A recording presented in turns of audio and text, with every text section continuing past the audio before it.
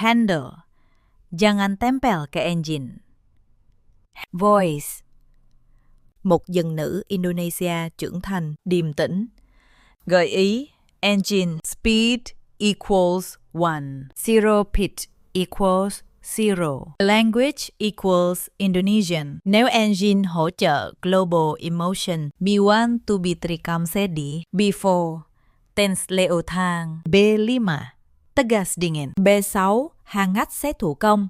File body, không nhúng tác. Paste below. Malam sebelum penandatanganan merger terbesar dalam karir saya, kakak ipar saya berbisik di telinga suami saya. Suruh dia tanda tangan sekarang, mumpung dia sedang panik. Saya pura-pura tidak mendengar, dan keesokan paginya, mereka baru sadar siapa sebenarnya yang sejak awal memegang seluruh berkas. Halo, sahabat. Selamat datang kembali di kanal ini. Kalau cerita ini menyentuh hati Anda, jangan lupa tinggalkan jejak di kolom komentar. Ada kisah yang harus diceritakan pelan-pelan, supaya kita semua belajar satu hal sederhana, bahwa kepercayaan tanpa batas bukan kebaikan. Itu hanya pintu yang kita buka untuk orang yang menunggu saat kita lemah. Nama saya Ratna Wijaya, 34 tahun. Sudah 12 tahun saya bekerja di dunia hukum dan kenotariatan. Saya seorang notaris sekaligus pejabat pembuat akta tanah. Kantor saya berada di kawasan Menteng, Jakarta Pusat. Sebuah ruko 3 lantai dengan papan nama yang saya pasang sendiri 10 tahun lalu, saat tangan saya masih gemetar menandatangani akta pertama. Orang mengenal saya sebagai notaris yang teliti, yang membaca setiap pasal 2 kali, yang tidak pernah meloloskan 1 titik koma pun tanpa alasan. Klien datang kepada saya justru karena itu. Karena di tangan saya sebuah dokumen bukan sekedar kertas. Ia adalah janji yang sah di mata hukum. Sore itu Jakarta seperti tak bisa memutuskan dirinya sendiri. Sebentar terik, lalu langit menghitam, lalu hujan turun deras, dan berhenti begitu saja. Saya berdiri di jendela lantai 3, menatap jalanan yang basah di bawah. Aroma kopi dari kafe di seberang bercampur dengan bau aspal yang lembab. Kombinasi yang sudah saya kenal bertahun-tahun. Hari itu istimewa. Sebuah perusahaan properti besar mempercayakan seluruh proses hukum penggabungan usaha mereka kepada kantor saya. Nilainya bukan main. Aset yang berpindah tangan dalam transaksi itu menyentuh angka 320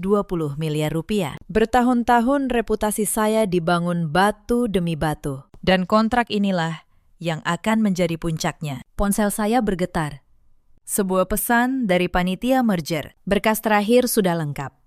Penandatanganan resmi dijadwalkan lusa. Pukul 10 pagi. Saya membaca pesan itu 2 kali, lalu menghela napas panjang. Hal pertama yang ingin saya lakukan bukan merayakannya. Saya ingin menelepon suami saya, Renjana. Ia 3 tahun lebih tua dari saya. 5 tahun pernikahan kami selalu terasa tenang. Ia jarang bertanya soal pekerjaan, tidak pernah menuntut dibelikan barang mahal. Ia sering berkata, uang bukan yang utama, Ratna. Yang penting kita tenang. Saya mempercayainya sepenuhnya. Saya tidak pernah memeriksa ponselnya, tidak pernah mengintip percakapannya. Saya bahkan sering berkata pada diri sendiri bahwa saya perempuan yang beruntung, punya suami yang tidak silau pada harta. Baru saja jari saya menyentuh nama Renjana di layar. Sebuah panggilan lain masuk lebih dulu. Ibu saya sendiri. Beliau tidak mengucapkan selamat. Suaranya pendek dan datar. Ratna, turun ke lobi sekarang. Ibu mau bicara. Mendengar nada itu, saya tahu ini bukan hal sepele. Ibu saya bukan tipe yang menelpon tanpa alasan. 10 menit kemudian, beliau sudah berdiri di lobi ruko saya. Blus berwarna abu-abu, rambut disanggul rapi, matanya menatap lurus. Setajam mata orang yang sudah lama membaca manusia. Beliau hanya bertanya satu hal. Berkas merger itu sudah final. Saya terkejut. Ibu tahu dari mana? Ibu punya cara sendiri. Tapi lupakan itu. Beliau menatap saya dalam-dalam. Dengar baik-baik. Ratna, mulai sekarang jangan ceritakan pada siapapun bahwa kontrak ini berjalan lancar, termasuk pada Renjana. Tapi, Bu, sahut saya spontan. Renjana, suami saya. Justru karena dia suamimu, kau harus berhati-hati. Suara ibu merendah. Ada orang yang tidak pernah meminta apa-apa. Bukan karena mereka tidak menginginkannya, tetapi karena mereka sedang menunggu saat yang tepat untuk mengambil semuanya. Saya terdiam. Saya ingin membantah, ingin membela Renjana. Tapi ketenangan ibu justru membuat saya goyah. Beliau meletakkan tangannya di pergelangan tangan saya. Sentuhannya ringan, tapi mantap. Ibu tidak menyuruhmu berburuk sangka. Ibu hanya memberimu satu ujian. Mulai besok, katakan pada keluarga suamimu bahwa kantormu sedang dalam masalah besar. Bahwa ada indikasi pelanggaran. Izinmu terancam dicabut dan kau hampir bangkrut. Lihat siapa yang mendekat dan siapa yang menjauh. Sanggup, saya menatap ibu lama sekali. Bagian dalam diri saya menolak. Tapi ada bagian lain. Bagian yang sudah 12 tahun membaca niat manusia di balik dokumen. Yang berbisik bahwa ibu mungkin benar. Akhirnya, saya mengangguk pelan. Saat itu, saya belum tahu bahwa anggukan kecil itu akan membongkar segalanya. Mari saya ceritakan dulu siapa saja yang ada di sekitar saya, supaya Anda paham betapa rapatnya jaring yang kelak melingkari saya. Suami saya, Renjana, lelaki yang tenang, sopan, dan selalu berkata bahwa ia tidak peduli pada harta. Saya menikahinya karena justru itu. Karena di tengah dunia hukum yang penuh perhitungan, ia terasa seperti tempat yang aman. Kakak iparnya, Mbak Sekar, 40 tahun, kakak perempuan Renjana. Ia menikah dengan seorang pengusaha yang usahanya naik turun. Sejak dulu, setiap kali bertemu, matanya selalu menyapu kantor saya, perhiasan saya, mobil saya, dengan tatapan yang sulit saya jelaskan. Bukan kekaguman, lebih mirip perhitungan. Ibu mertua saya, Bu Markona, 62 tahun. Beliau tidak banyak bicara, tapi setiap kata yang keluar selalu condong membela anak-anak kandungnya. Bagi beliau, saya akan selamanya menjadi menantu. Orang luar yang kebetulan masuk ke dalam rumah. Dan satu orang lagi yang paling saya percaya, VK, asisten notaris saya. Sudah 6 tahun ia bekerja di kantor saya. Tangannya cekatan, ingatannya tajam, dan ia tahu di mana setiap berkas penting saya simpan. Saya menganggapnya bukan sekedar pegawai. Saya menganggapnya seperti adik sendiri dulu. Saat kantor ini masih satu ruangan kecil. Kami pernah duduk berdua di warteg seberang, merayakan kontrak pertama dengan 2 piring nasi dan 1 gelas teh yang kami bagi berdua. Saya tidak tahu bahwa kepercayaan paling besar selalu meninggalkan luka paling dalam. Pernikahan saya dan Renjana dimulai dengan sederhana. Saya yang membiayai sebagian besar kebutuhan kami, karena penghasilan saya memang lebih besar. Renjana bekerja sebagai staf di sebuah perusahaan menengah. Gajinya cukup, tidak lebih. Saya tidak pernah mempermasalahkannya. Saya pikir rumah tangga bukan soal siapa membayar apa. Rumah kami, sebuah hunian 2 lantai di kawasan Menteng. Saya beli dengan uang saya sendiri, jauh sebelum kami menikah. Sertifikatnya atas nama saya, bukan karena saya perhitungan, tetapi karena saya seorang notaris. Bagi saya, kejelasan dokumen adalah bentuk kasih sayang yang paling jujur. Apa yang tertulis dengan benar akan melindungi semua orang di kemudian hari. Tahun-tahun awal terasa hangat, lalu perlahan ada yang berubah. Mbak Sekar mulai sering datang ke rumah. Awalnya hanya mengantar makanan, lalu menginap, lalu suatu hari ia mulai bertanya hal-hal yang membuat saya sedikit terganggu. Ratna, rumah ini atas nama siapa? Sih, tanyanya sambil tersenyum manis. Suatu sore, Renjana ada namanya juga, kan? Namanya juga suami istri, harus sama-sama dong. Saya menjawab seadanya. Ini urusan administrasi lama, Mbak. Nanti kalau perlu kami atur. Senyumnya tidak berubah, tapi matanya untuk sepersekian detik mengeras. Saya mencatat itu dalam hati. Lalu saya lupakan. Saya selalu percaya bahwa keluarga tidak akan menyakiti. Itu kesalahan terbesar saya. Vega waktu itu juga melihatnya. Ia berdiri di dapur, membawakan teh. Saat Mbak Sekar pamit, Vega berkata pelan, "Mbak Ratna, hati-hati. Saya tidak suka cara Mbak Sekar melihat kantor kita." Saya tertawa kecil. "Kamu terlalu banyak nonton drama, Vega." Ia hanya tersenyum. Saya tidak tahu bahwa kalimat itu suatu hari akan terdengar seperti lelucon paling pahit dalam hidup saya. Ujian dari ibu dimulai keesokan harinya. Saya pulang lebih awal dari biasanya. Di ruang tamu, Renjana sedang duduk membaca koran. Mbak Sekar kebetulan menginap, duduk di sofa seberang sambil menatap layar ponselnya. Saya menarik napas. Lalu memainkan peran yang sudah saya latih. Saya menjatuhkan tas saya di kursi. Bahu saya turun. Wajah saya buat selelah mungkin. "Mas," kata saya.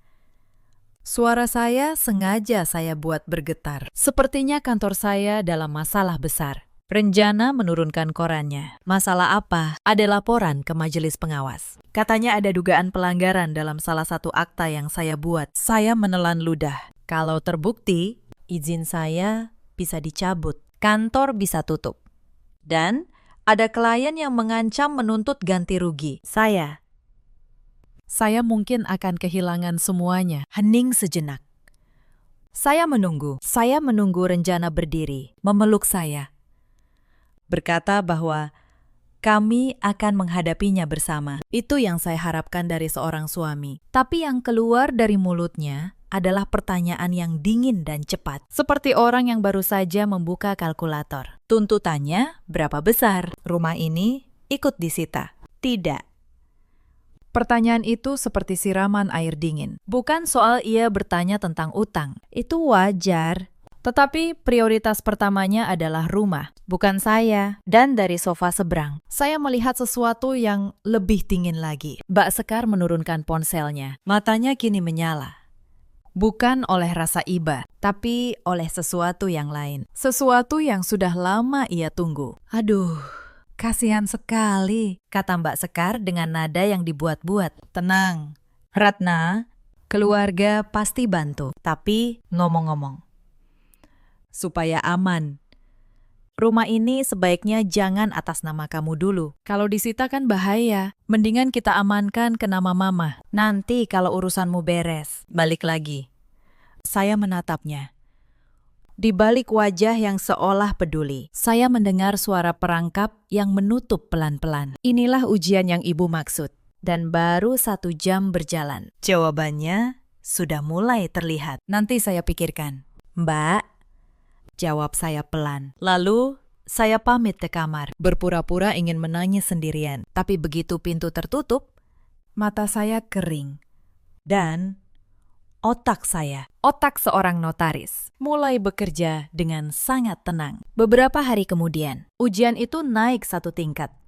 Ibu mertua saya, Bu Markona, datang ke rumah. Beliau yang biasanya jarang bicara. Kali ini langsung pada intinya. Beliau duduk di hadapan saya, menggenggam tangan saya seolah penuh kasih. "Ratna, Mama dengar kantormu lagi susah. Sabar, ya. Nak." Beliau mengusap punggung tangan saya. "Tapi Mama dengar saran Sekar bagus. Rumah ini balik nama ke Mama dulu, ya. Demi keamanan kamu sendiri. Mama ini orang tua. Masa Mama mau menipu menantu sendiri?" Saya menunduk, menyembunyikan ekspresi saya. "Sertifikatnya ada di kantor. Bu, nanti saya cari. Jangan lama-lama. Ya, soalnya kalau keburu disita, repot." Senyum beliau tampak hangat, tapi saya yang sudah belasan tahun membaca wajah orang yang menandatangani akta dengan niat tersembunyi, tahu betul senyum seperti apa itu. Itu senyum orang yang ingin sesuatu sebelum waktunya. Malam itu, saya tak tahu mereka sudah menyiapkan langkah berikutnya. Yang membuat dada saya benar-benar dingin terjadi 3 malam kemudian. Saya terbangun tengah malam karena haus. Saat melewati ruang kerja, saya mendengar suara Renjana yang teredam dari balik pintu. Ia sedang menelpon. Suaranya pelan, seperti orang yang takut didengar. Saya berhenti. Saya tidak biasa menguping. Tapi malam itu, sesuatu menahan kaki saya. Iya, Mbak Sekar, sudah saya bilang ke dia, kata Renjana. Sepertinya dia memang lagi kacau. Arus kasnya macet, katanya. Klien mau menuntut. Hening sebentar. Lalu ia melanjutkan, apartemen di Kuningan itu juga atas nama dia. Kalau dia bangkrut, bisa ikut bermasalah. Mendingan kita amankan dulu. Surat-suratnya saya yang urus. Saya berdiri di balik pintu, membeku. Renjana tidak menyebut nama saya. Ia menyebut saya dia. Lelaki yang 5 tahun tidur di samping saya. Kini berbicara tentang saya, seperti membicarakan sebuah aset yang harus diselamatkan sebelum tenggelam. Lalu suaranya merendah lagi. Mama sudah setuju. Besok kita ke notaris lain. Urus balik nama rumah. Biar Ratna tanda tangan saja. Dia lagi panik. Pasti nurut. 3 kalimat itu seperti palu yang menghantam kepala saya. Mereka bahkan sudah menyiapkan notaris lain.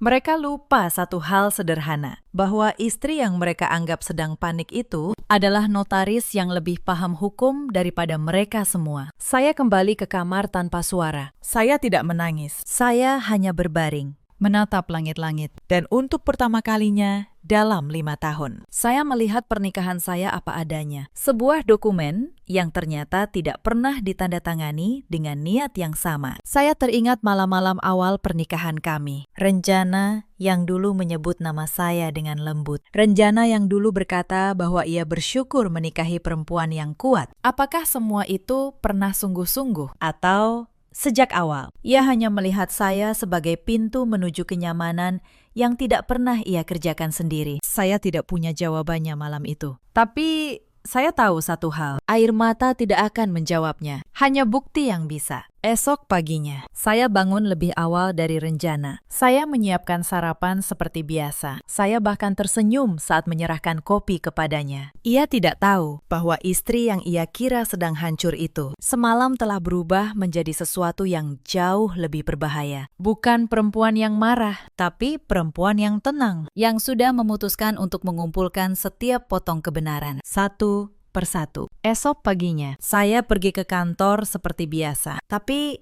ada yang berbeda dalam diri saya. Saya mulai memperhatikan hal-hal kecil. Dan hal kecil pertama yang saya temukan membuat tangan saya dingin. Di meja kerja saya, ada sebuah map client merger. Map itu seharusnya selalu saya simpan di lemari arsip terkunci. Tapi pagi itu, map itu ada di meja. Dan salah satu dokumen di dalamnya tersusun terbalik. Saya orang yang teliti. Saya tidak pernah menaruh dokumen terbalik. Seseorang telah membukanya. Saya memanggil Vega dengan tenang. Vega, map merger ini kamu yang pegang kemarin. Vega menoleh. Sekilas, ada sesuatu yang melintas di wajahnya. Cepat sekali, tapi saya melihatnya. Iya. Mbak, kemarin saya pinjam untuk salin daftar isi. Maaf. Mungkin lupa saya rapikan. Saya tersenyum. Tidak apa-apa. Lain kali, kembalikan ke lemari, ya. Tapi di dalam dada saya, sesuatu retak pelan. Vega tidak pernah lupa merapikan apapun. Selama 6 tahun. Tidak pernah sekalipun. Dan map itu, yang berisi detail transaksi 320 miliar. Bukan map yang sembarangan dibuka untuk menyalin daftar isi. Saya tidak menuduhnya. Belum. Tapi mulai hari itu, diam-diam saya memasang catatan kecil di setiap berkas penting. Dan saya mulai memperhatikan kemana saja salinan-salinan itu pergi. Selama beberapa hari, drama itu berjalan di 2 panggung. Di rumah, Renjana dan keluarganya semakin sering menanyakan kapan saya akan menandatangani balik nama rumah. Mbak Sekar bahkan sudah menyiapkan draft akta dari notaris pilihannya. Lengkap. Tinggal tanda tangan. Mereka begitu yakin saya akan menurut. Di kantor, saya mulai melihat pola yang lebih besar. Ada klien lama saya yang tiba-tiba menelpon, bertanya, apakah benar kantor saya akan tutup? Ada rekan kerja yang berbisik bahwa beredar kabar izin saya bermasalah. Padahal saya tidak pernah menceritakan kebohongan itu kepada siapapun di luar keluarga suami saya. Berita bohong yang saya buat untuk menguji satu keluarga, kini menyebar keluar. Dan itu berarti satu hal. Ada seseorang yang sengaja menyebarkannya. Seseorang yang ingin saya benar-benar jatuh. Supaya klien-klien saya berpindah tangan. Saya menelpon ibu. Saya ceritakan semuanya. Suara ibu di seberang sana tetap tenang. Seperti biasa. Bagus, kata beliau. Ujian ini ternyata lebih berguna dari yang ibu kira. Mereka tidak hanya ingin rumahmu, Ratna. Mereka ingin kantormu. Mereka ingin namamu hancur, supaya mereka bisa mengambil klien-klienmu. Sekarang dengar ibu baik-baik. Jangan marah dulu. Orang yang marah selalu kalah. Yang menang adalah yang sabar mengumpulkan bukti. Kalimat ibu itu mengubah segalanya. Saya berhenti merasa menjadi korban. Saya mulai berpikir seperti seorang notaris yang sedang menyusun perkara. Saya menemui Pak Wirya, pengacara yang sudah lama menjadi rekan kantor saya. Lelaki parubaya, tenang. Dengan tatapan orang yang terbiasa melihat badai di ruang sidang, ia mendengarkan cerita saya tanpa memotong. Lalu, ia membuka laptopnya dan menuliskan beberapa poin. Waktu, tempat, saksi, bukti. Bu Ratna, kata Pak Wirya pelan, Anda sedang memainkan peran orang yang terpuruk. Tapi pada kenyataannya, Anda membutuhkan sesuatu untuk memastikan niat mereka. Anda ingin mendengarnya langsung dengan telinga sendiri, secara sah. Benar begitu. Saya mengangguk. Saya tidak mau menuduh siapapun hanya karena satu percakapan telepon yang saya curi dengar. Saya notaris, Pakistan. Saya tahu bahwa tuduhan tanpa bukti hanya akan berbalik menyerang saya. Buktinya harus bersih, harus sah di mata hukum. Pak Wirya tersenyum tipis. Itu baru klien yang saya kenal. Maka kami menyiapkan rencana, bukan untuk menjebak orang yang tidak bersalah, tetapi untuk membiarkan orang yang memang bersalah menunjukkan dirinya sendiri dalam ruang yang sah dan terdokumentasi. Saya tidak akan menciptakan kejahatan mereka. Saya hanya akan membuka panggung dan membiarkan mereka melangkah ke atasnya sendiri. Malam berikutnya, Renjana mencoba cara yang lebih halus. Ia masuk ke kamar, membawa secangkir teh hangat. Sesuatu yang sudah lama tidak ia lakukan. Ia duduk di tepi tempat tidur, menggenggam tangan saya. Ratna, katanya lembut. Aku tahu kamu sedang berat. Aku cuma mau kita aman. Apartemen di Kuningan itu. Bagaimana kalau kita pindahkan dulu ke nama Mas Bagas, suami Mbak Sekar? Dia pengusaha. Lebih aman dari sitaan. Nanti kalau urusanmu beres, dia kembalikan. Saya menatap teh di tangan saya. Manis di luar, tapi saya tahu ada perhitungan dingin di dalamnya. Mas, kata saya pelan. Kenapa harus ke nama suami Mbak Sekar? Kenapa bukan ke namamu sendiri sebagai suami saya? Renjana tersentak. Untuk sesaat, ia kehilangan kata. Itu. Supaya lebih aman. Bagas lebih paham soal aset. Saya hampir tertawa di dalam hati, bahkan dalam rencana mereka sendiri. Renjana hanya menjadi perantara. Yang akan benar-benar memegang apartemen saya adalah keluarga kakaknya. Suami saya tidak cukup mereka percaya untuk memegang hasil rampasan itu. Betapa rapuh posisi lelaki yang saya nikahi ini. Ia mengkhianati istrinya dan bahkan tidak mendapat bagian yang layak dari pengkhianatannya sendiri. Beri saya waktu. Mas, lusa, kata saya. Ia mengangguk, lega. Mengira saya sudah luluh. Ia tidak tahu. Malam itu, saya menambahkan satu nama lagi ke dalam daftar yang saya susun bersama Pak Wirya. Nama Bagas, kakak ipar yang bahkan belum pernah bertemu saya, tapi sudah menunggu untuk memiliki apartemen saya. Suatu sore, Mbak Sekar datang ke kantor saya tanpa janji. Ia membawa map berisi akta balik nama yang sudah ia siapkan. Wajahnya penuh simpati palsu. Ratna, ini demi kebaikanmu. Mama sudah tidak bisa tidur memikirkan rumah itu. Ayo, tanda tangan saja sekarang. Kakak sudah bawa notarisnya. Dia menunggu di mobil. Saya melihat map itu. Saya melihat juga bahwa di dalam tas Mbak Sekar ada map lain. Map yang sampulnya saya kenal. Itu warna map klien saya. Map yang seharusnya tidak pernah keluar dari kantor ini. Dada saya berdegup. Tapi wajah saya tetap tenang. Mbak, saya sedang banyak pikiran. Beri saya waktu sampai lusa. Lusa pasti saya putuskan. Lusa. Kenapa lusa? Mata Mbak Sekar menyipit. Karena lusa, semua urusan saya selesai, kata saya. Dan itu kebetulan adalah satu-satunya kalimat jujur yang saya ucapkan kepadanya dalam beberapa minggu terakhir. Karena lusa memang adalah hari penandatanganan merger. Hari saat semua kebenaran akan diletakkan di tempatnya. Malam itu, saya dan Vega lembur di kantor. Atau lebih tepatnya, saya membiarkan Vega berpikir bahwa kami lembur biasa. Saya sengaja meletakkan sebuah map merger palsu, lengkap dengan angka-angka yang sudah saya ubah di laci yang biasa ia akses. Lalu, saya pamit keluar sebentar, pura-pura membeli makan malam dari kafe di seberang. Melalui jendela kaca kantor saya yang menyala, saya melihat siluet Vega. Ia bangkit dari kursinya. Ia mendekati laci itu. Ia mengeluarkan ponselnya, dan ia mulai memotret satu persatu halaman map palsu itu. Saya berdiri di seberang jalan, memegang segelas kopi yang mulai dingin. Hati saya hampa. VK,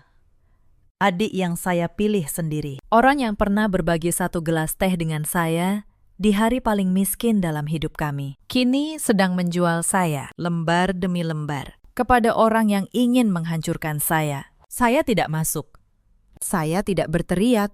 Saya hanya memesan satu kopi lagi dan membiarkan dia menyelesaikan pengkhianatannya. Karena setiap foto yang ia ambil malam itu adalah satu lagi paku di peti yang sedang mereka bangun untuk diri mereka sendiri. Tapi keserakahan mereka tidak berhenti di situ. 2 hari kemudian, sebuah surat resmi datang ke kantor saya. Surat dari Majelis Pengawas Notaris memanggil saya untuk klarifikasi atas sebuah laporan. Seseorang telah melaporkan saya, menuduh saya melakukan pelanggaran dalam sebuah akta. Tangan saya dingin saat membaca nama pelapor di bagian bawah surat. Sebuah nama yang dipinjam, tapi alamatnya saya kenali. Itu alamat rumah Mbak Sekar. Mereka tidak lagi sekedar menyebarkan gosip. Mereka kini benar-benar membuat laporan resmi. Berharap izin saya dicabut sungguhan, supaya kebohongan yang saya ciptakan untuk menguji mereka berubah menjadi kenyataan. Mereka ingin saya jatuh dengan tangan lembaga negara. Saya membawa surat itu kepada Pak Wirya. Ia membacanya dengan tenang, lalu tersenyum tipis. Justru ini bagus, Bu Ratna, katanya. Mereka baru saja meninggalkan jejak tertulis. Laporan palsu adalah pisau bermata dua. Kalau terbukti palsu, pelapornya yang akan berurusan dengan hukum. Kita simpan ini sebagai bukti niat jahat mereka. Saya menghadiri panggilan majelis dengan kepala tegak. Saya membawa seluruh berkas akta yang dipersoalkan. Lengkap, rapi, tanpa cacat. Majelis memeriksanya selama 2 jam, lalu menyatakan bahwa laporan itu tidak berdasar. Akta saya bersih sempurna. Mereka bahkan meminta maaf atas ketidaknyamanan yang ditimbulkan. Saya keluar dari ruangan itu dengan satu dokumen baru di tangan. Surat keterangan resmi bahwa saya tidak bersalah. Sebuah bukti yang kelak akan sangat berharga. Malam itu, kebohongan kecil yang dirancang ibu telah berubah menjadi sesuatu yang jauh lebih besar dari yang siapapun duga. Mereka mengira sedang menjebak saya, padahal mereka sedang menulis pengakuan mereka sendiri, lembar demi lembar. Lalu ada satu kejadian lagi yang membuat saya benar-benar memahami sejauh apa rencana mereka. Suatu sore, asisten rumah tangga saya, Mbak Lasmi, yang sudah lama bekerja di rumah Menteng, menelpon saya dengan suara berbisik. Mbak Ratna, katanya. Tadi Mbak Sekar dan seorang lelaki datang ke rumah. Mereka bilang mau mengukur rumah untuk renovasi, tapi saya curiga. Mbak, lelaki itu memotret seluruh ruangan dan menanyakan letak lemari tempat Mbak menyimpan surat-surat. Saya menutup mata sejenak. Mereka bahkan sudah mendatangkan orang untuk mensurvei rumah saya. Seolah rumah itu sudah menjadi milik mereka. Mereka begitu yakin akan menang. Terima kasih, Mbak Lasmi, kata saya.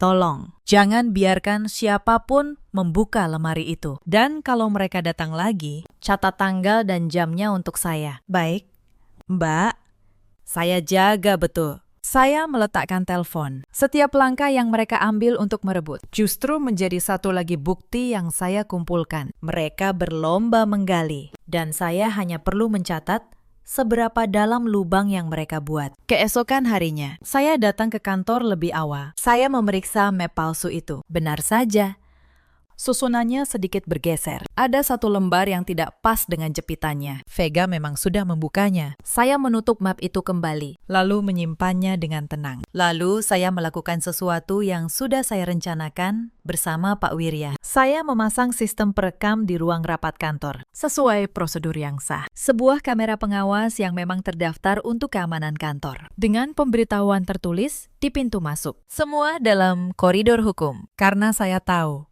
bukti yang dikumpulkan dengan cara melanggar hukum tidak akan ada gunanya di hadapan majelis. Saya tidak boleh menjadi seperti mereka. Hari itu juga, saya menerima panggilan dari klien merger saya. Suaranya khawatir. Bu Ratna, maaf. Saya mendengar kabar yang kurang enak. Ada orang yang menghubungi kami, mengaku punya informasi bahwa kantor Anda sedang bermasalah. Orang itu menawarkan jasa notaris lain untuk meneruskan proses kami. Kami jadi ragu. Tangan saya mendingin, tapi suara saya tetap stabil. Bolehkah saya tahu siapa yang menghubungi Bapak? Seorang perempuan. Ia mengirim beberapa foto dokumen sebagai bukti bahwa ia mengetahui detail transaksi kita. Katanya namanya. Sebentar. Sekar. Saya menutup mata sejenak. Jadi inilah rencana mereka yang utuh. Bukan sekedar merebut rumah. Mbak Sekar ingin mengambil alih klien terbesar saya. Ia menggunakan foto-foto yang dicuri Vega sebagai bukti bahwa ia mengetahui dari dalam. Ia ingin meyakinkan klien bahwa saya akan tumbang, lalu memindahkan transaksi 320 miliar itu ke notaris pilihannya dan mengambil komisinya. Tapi mereka tidak tahu bahwa foto-foto yang mereka pegang adalah foto dari map palsu. Angka-angka di dalamnya salah, pasal-pasalnya tidak sesuai. Mereka sedang memamerkan bukti palsu kepada klien tanpa menyadarinya. Pakistan, kata saya dengan tenang.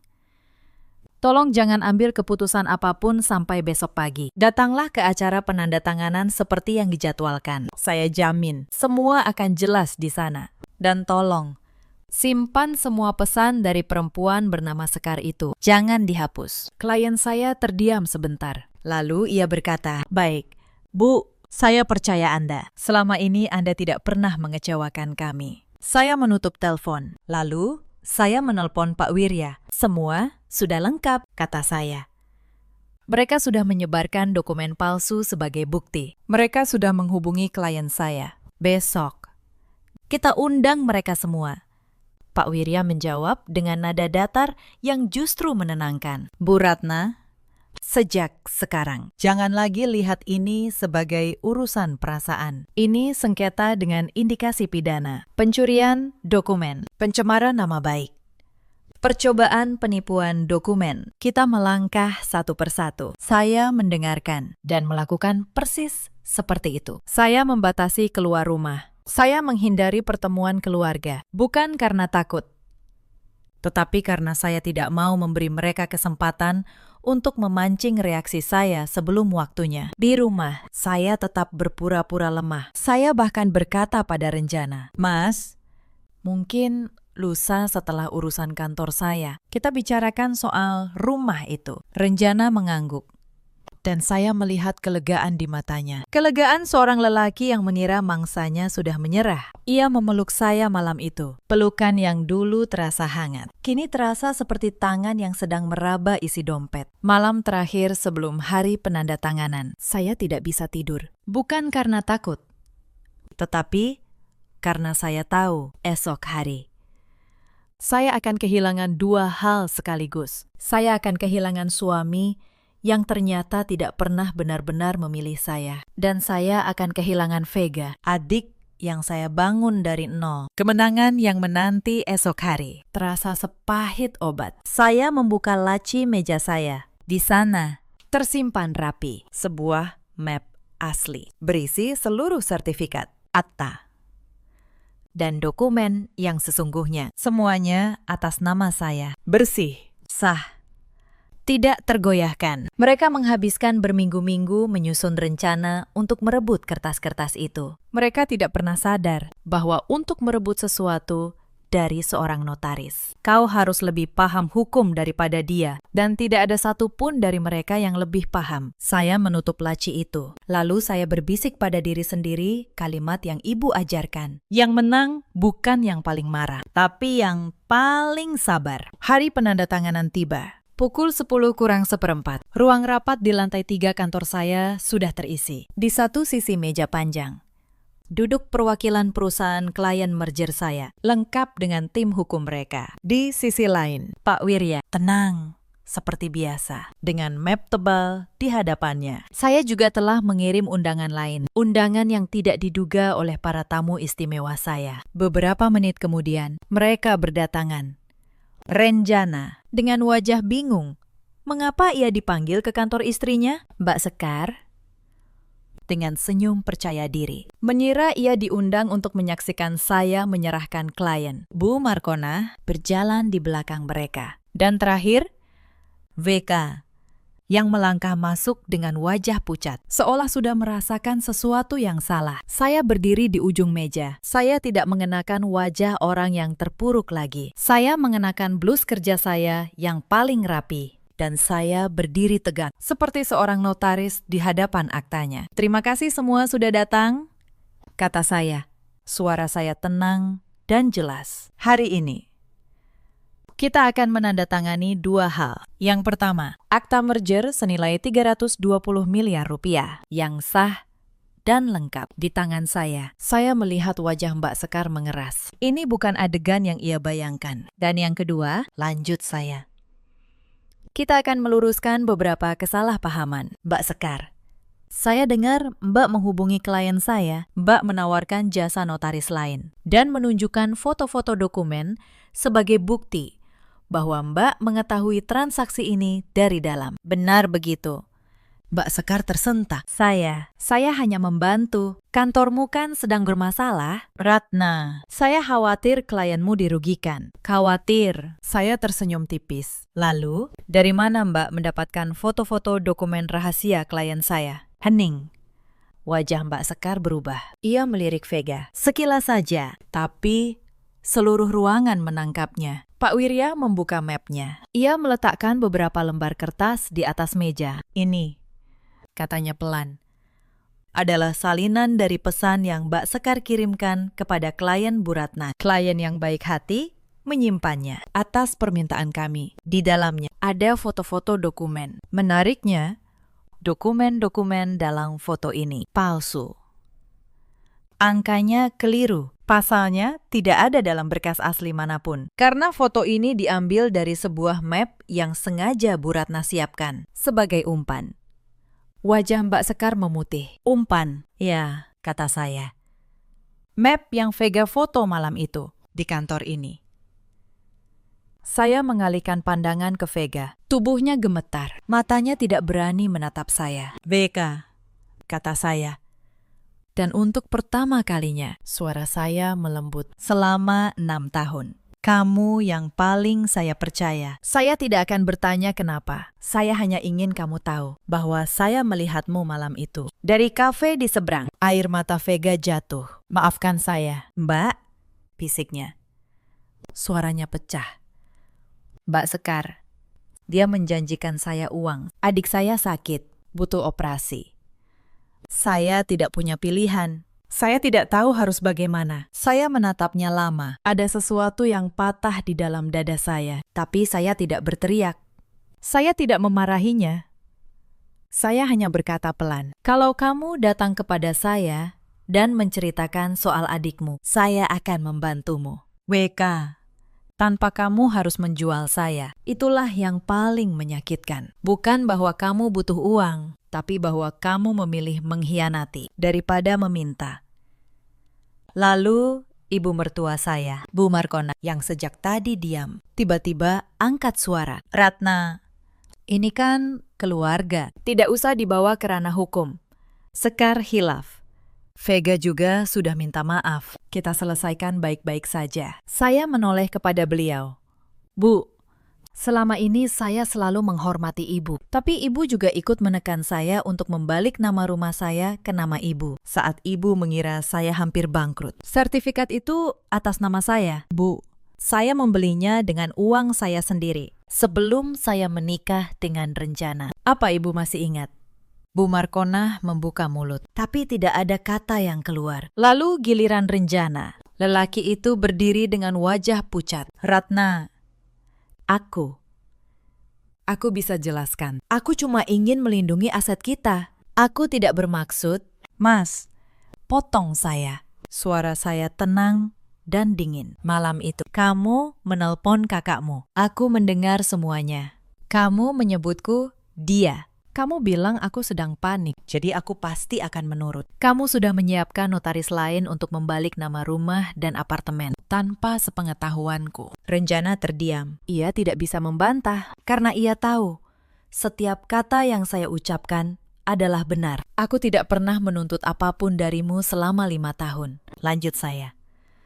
Aku membiayai rumah ini. Aku membiayai hidup kita. Dan aku tidak pernah mempersoalkannya. Karena aku percaya dalam pernikahan. Uang bukan yang utama. Itu kalimatmu. Ternyata kalimat itu hanya berlaku selama kamu pikir aku punya uang. Pak Wirya kembali bicara dengan nada profesional. Untuk diketahui semua yang hadir, rumah di Menteng dan apartemen di Kuningan. Keduanya tercatat sah atas nama Bu Ratna Wijaya dengan akta yang terbit sebelum pernikahan. Tidak ada satupun yang dapat memindahkannya tanpa persetujuan beliau. Setiap upaya untuk memaksa penandatanganan dengan menciptakan tekanan dapat dikategorikan sebagai percobaan penipuan. Lalu, ia meletakkan satu dokumen terakhir di meja. Sebuah berita acara pemeriksaan internal. BK, kata Pak Wirya. Hari ini, kamu bisa menandatangani konfirmasi keterangan. Jelaskan bagaimana Mbak Sekar menghubungimu, bagaimana ia menjanjikan uang, dan informasi apa saja yang kamu serahkan. Jika kamu kooperatif, itu akan menjadi pertimbangan yang meringankan nanti. Vega menandatangani dengan tangan gemetar. Tinta meresap ke kertas, seperti noda yang tidak bisa dihapus. Saya berdiri, berjalan ke jendela. Di luar, langit Jakarta cerah. Saya tidak ingin mendengar lagi detail-detailnya. Berapa yang Mbak Sekar janjikan? Apa rencana mereka selanjutnya? Saya hanya melihat satu hal dengan sangat jelas, bahwa ini bukan sekedar soal keluarga suami yang serakah. Ini adalah jaring keserakahan yang saling terkait. Suami, kakak ipar, mertua, dan orang yang saya percaya. Semua tertarik ke pusaran yang sama. Saya berbalik. Para perwakilan klien merger masih duduk di sana, menyaksikan semuanya. Saya menarik napas, lalu berkata dengan tenang, "Maaf, bapak-bapak harus menyaksikan urusan keluarga saya. Tapi saya ingin Anda melihatnya. Supaya Anda tahu, notaris yang menangani transaksi Anda adalah orang yang menjaga setiap dokumen. Bahkan saat orang terdekatnya berusaha mencurinya." Perwakilan klien, seorang lelaki tua berwibawa, mengangguk perlahan. Justru karena hari ini, Bu Ratna, kami semakin yakin menyerahkan urusan ini kepada Anda. Mari kita tanda tangani, dan di hadapan mereka semua, di hadapan suami yang mengkhianati, kakak ipar yang serakah, mertua yang menekan, dan asisten yang menjual saya. Saya menandatangani akta merger 320 miliar itu. Pena saya menyentuh kertas dengan bunyi yang kering dan pasti. Bunyi yang menutup satu babak dan membuka babak yang lain. Setelah para klien pamit, ruangan itu menyisakan keluarga suami saya. Mbak Sekar masih duduk. Wajahnya antara marah dan takut. "Kamu mau apa?" "Ratna, mau menjebloskan kakakmu sendiri ke penjara?" Ibu saya, yang sejak tadi duduk diam di sudut ruangan, akhirnya angkat bicara untuk pertama kalinya. Suaranya rendah, tapi berat. Menerima kebaikan orang seujung kuku. Orang yang tahu diri akan berterima kasih seumur hidup. Tapi menjual orang yang menganggapmu keluarga demi sedikit uang, kau akan menanggung malunya seumur hidup. Tidak ada yang berani menjawab ibu. Saya menatap mereka semua untuk terakhir kalinya. Saya tidak akan mempermalukan keluarga ini lebih jauh, kata saya. Tapi semua urusan mulai hari ini akan melalui pengacara, soal perceraian, soal pencurian dokumen, soal pencemaran nama baik. Semua ada salurannya masing-masing. Saya tidak akan berteriak. Saya hanya akan meletakkan setiap kebenaran di tempatnya. Persis seperti yang saya lakukan pada setiap dokumen. Selama 12 tahun, saya berjalan keluar dari ruangan itu. Di belakang saya mendengar Mbak Sekar mulai menangis. Bu Markonah memanggil-manggil nama saya. Dan Renjana terdiam, membisu. Saya tidak menoleh. Hari-hari setelah itu berjalan seperti dokumen yang ditata ulang. Rapi.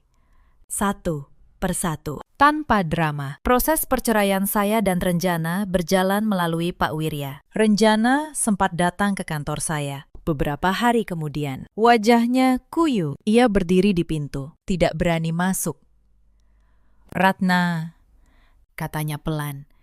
Aku tahu aku salah, tapi tolong, jangan akhiri semuanya. Kita masih bisa memperbaiki. Saya menatapnya. Saya menunggu apakah ada rasa sakit di dada saya. Ternyata tidak ada, hanya ketenangan. Mas, kata saya, kamu tidak datang karena menyesal telah menyakiti saya. Kamu datang karena baru sadar bahwa rumah, apartemen, dan kantor itu memang milik saya, dan kamu tidak bisa mengambilnya. Kalau saya benar-benar bangkrut malam itu, kamu sudah pergi tanpa menoleh. Aku tahu itu. Kamu juga tahu. Renjana tidak menjawab.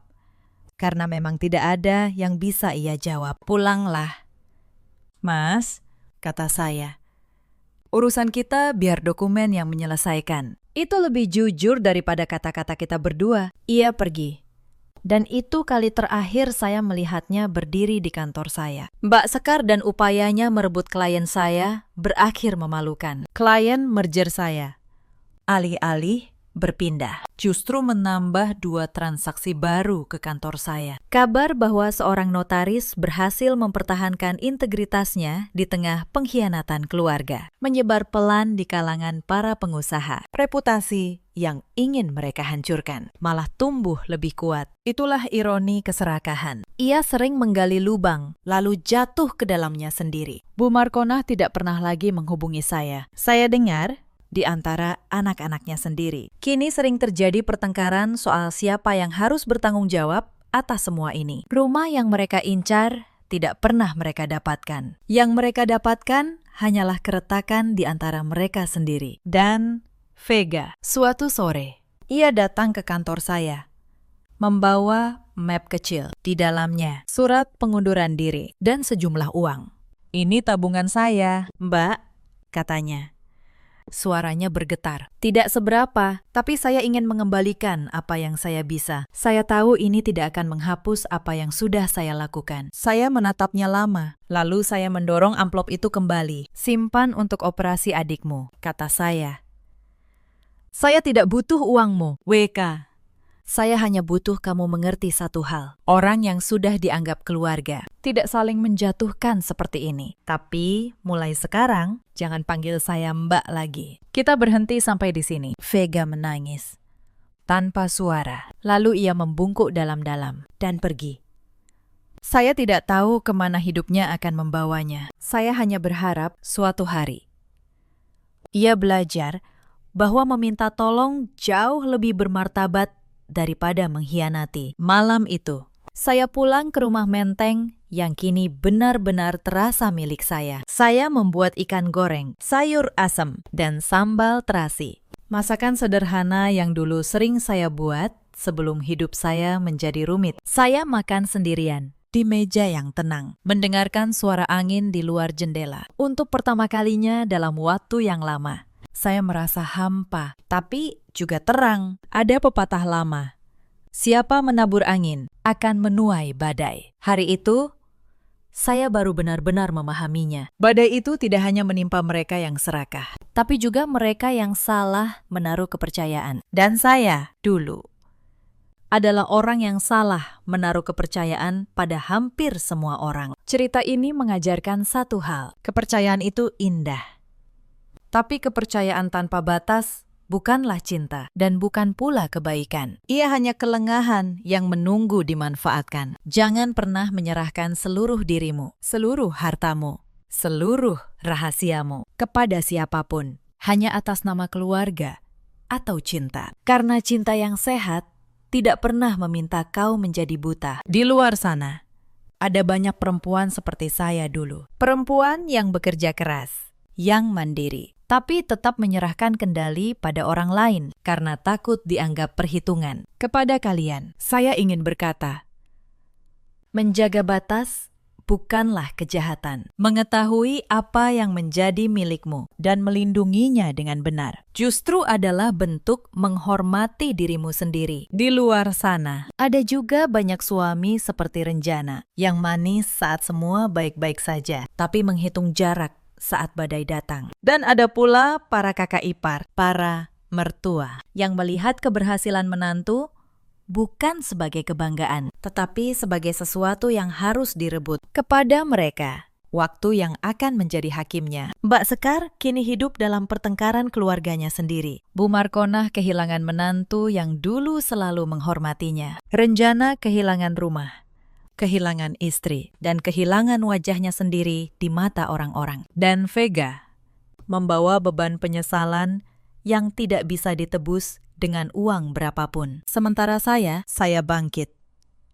Bukan dengan kemarahan, tapi dengan batas. Mulai hari itu, saya tidak lagi hidup dengan kepercayaan buta. Saya hidup dengan kebenaran yang diletakkan di tempatnya, dengan dokumen yang jelas, dengan hati yang tetap hangat, tapi dengan mata yang kini terbuka. Dalam hidup, kita selalu punya pilihan. Pilihan untuk percaya membabi buta, atau percaya dengan bijak. Pilihan untuk diam saat dizalimi, atau berdiri tegak dan meletakkan kebenaran di tempatnya tanpa harus berteriak. Bagaimana dengan kalian? Pernahkah kalian dikhianati oleh orang yang paling kalian percaya? Ceritakan kisah kalian di kolom komentar. Mungkin cerita kalian akan menjadi pelajaran bagi orang lain di luar sana. Terima kasih sudah menemani saya sampai akhir. Hanner, jangan tempel ke engine.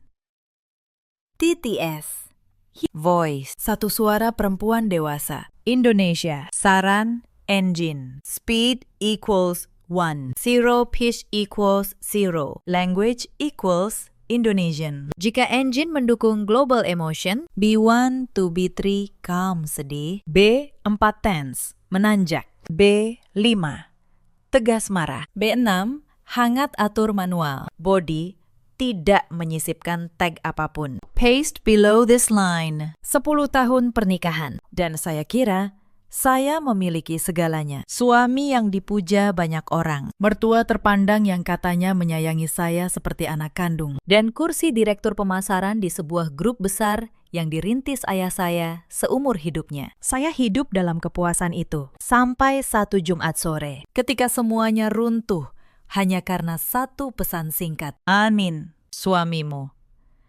Dia tidak sedang dinas ke luar negeri. Sore itu saya berdiri di bandara. Di kejauhan, saya melihat suami saya menuntun seorang perempuan muda yang perutnya sudah membesar. 8 bulan, seluruh keluarga mertua mengelilingi mereka. Tertawa. Membawakan koper. Menyentuh perut itu dengan penuh sayang. Saya tidak menjerit. Saya tidak menangis. Saya hanya merasa sesuatu di dalam dada saya membeku menjadi es. Halo, sahabat. Selamat datang kembali di kanal Cerita Kita. Sebelum kita mulai, tolong tekan tombol subscribe dan nyalakan lonceng, supaya tidak ketinggalan kisah-kisah berikutnya. Kisah hari ini tentang pengkhianatan yang dirancang bertahun-tahun dan tentang seorang perempuan yang ternyata memegang kartu terakhir tanpa mereka sadari. Mari kita mulai. Nama saya Anindya Maheswari. Usia saya 34 tahun. Saya bekerja sebagai direktur pemasaran di Grup Wijaya Kusuma, sebuah perusahaan yang dibangun ayah saya dari nol. Sudah 10 tahun saya menjadi istri Reza Pratama. Dan selama 10 tahun itu, saya percaya saya adalah perempuan paling beruntung di dunia. Ayah saya, almarhum Pak Wijaya, adalah segalanya bagi saya. Beliau mendidik saya menjadi perempuan yang mandiri. Beliau selalu berkata, seorang perempuan harus bisa berdiri di kakinya sendiri, dalam situasi apapun. Saya tidak mengerti betul makna kalimat itu dulu. Baru sekarang saya paham. Rumah kami sebuah villa luas di kawasan Menteng, marmer dingin. langit-langit tinggi, dan aroma bunga lili yang dulu saya kira adalah aroma kebahagiaan. Mobil saya selalu mengkilap. Lemari saya penuh dari luar. Hidup saya sempurna. Reza dan saya menikah ketika saya berusia 24 tahun. Waktu itu, ayah masih hidup. Beliau menyukai Reza, anak muda yang sopan, rajin, dan tahu cara menghormati orang tua. Setelah ayah wafat, Reza diangkat menjadi wakil direktur di perusahaan. Saya yang mengusulkannya kepada dewan. Saya pikir dia suami saya. Apapun yang menjadi milik saya adalah milik dia juga. Betapa naifnya saya waktu itu. Mertua saya, Bu Halimah, perempuan berusia 60 tahun yang anggun dan selalu wangi. Di depan saudara-saudara, ia selalu memuji saya. Menantu saya direktur. Loh, pintar, cantik. Dari keluarga baik-baik, saya bangga mendengarnya. Saya kira itu kasih sayang. Adik ipar saya, Sitra, 30 tahun, perempuan yang selalu tersenyum manis. Tetapi, matanya jarang tersenyum. Dulu saya pikir ia hanya pemalu. Sekarang saya tahu, ia hanya sedang menunggu. Selama 10 tahun itu, ada satu hal yang menjadi luka diam-diam di hati saya. Kami belum dikaruniai anak. Bukan karena kami tidak mencoba, tetapi takdir belum mengizinkan. Bu Halimah sering menyinggungnya. Awalnya halus. Sabar ya.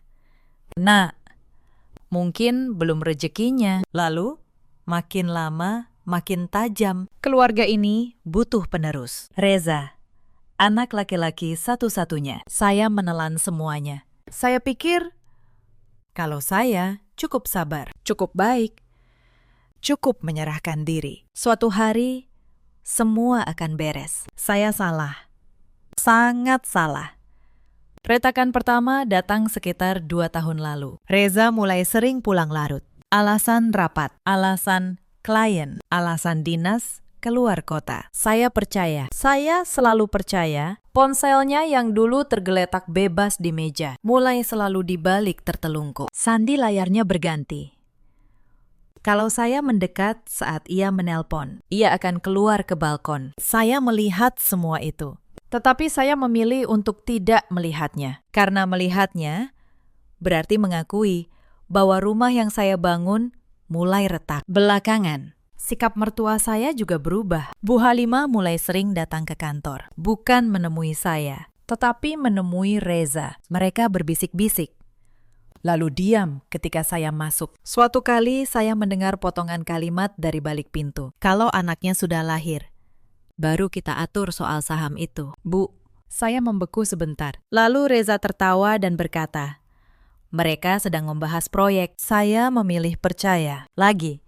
Tetapi malam-malam, ketika villa itu sunyi dan saya berbaring sendiri di ranjang yang dingin, ada suara kecil di dalam diri saya yang terus berbisik. Ada yang tidak beres. Anindya, ada yang sangat tidak beres. Saya tidak tahu saat itu bahwa drama ini sudah ditulis jauh sebelum saya menyadarinya, dan bahwa Jumat sore itu semuanya akan terbongkar sekaligus. Jumat sore itu, saya sedang memimpin rapat strategi kuartal terakhir tahun itu. Di ruang rapat, lantai paling atas, seluruh kepala divisi menatap layar presentasi saya. Lalu, ponsel saya bergetar pelan di atas meja. Sebuah pesan dari Dita, sahabat saya sejak kuliah. Anin, kamu di mana? Penting. Kening saya berkerut. Saya memberi isyarat pada asisten untuk melanjutkan, lalu melangkah keluar dan menelpon balik. Suara Dita di seberang terdengar sangat panik. Dit, ada apa?